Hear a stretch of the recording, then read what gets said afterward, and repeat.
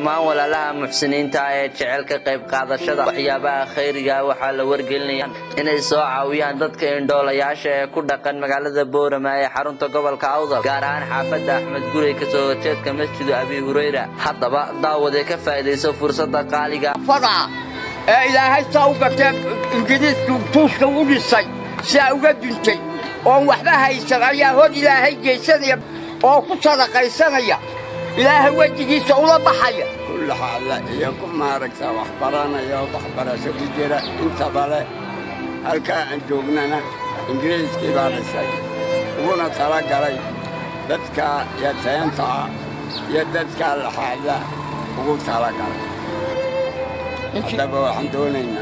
إلهي هرسي إلا إنه برجاره وبيعلى نوصل الصوت جبت يداخلي طبعا daawade ka faa'iideyso lana bax Allah ku barakeeye haddaba wixii faahfaahinta dheeraad waxaad kala soo xiriirtaa telefoonada iyo ciwaanada shaqadayniga muuqda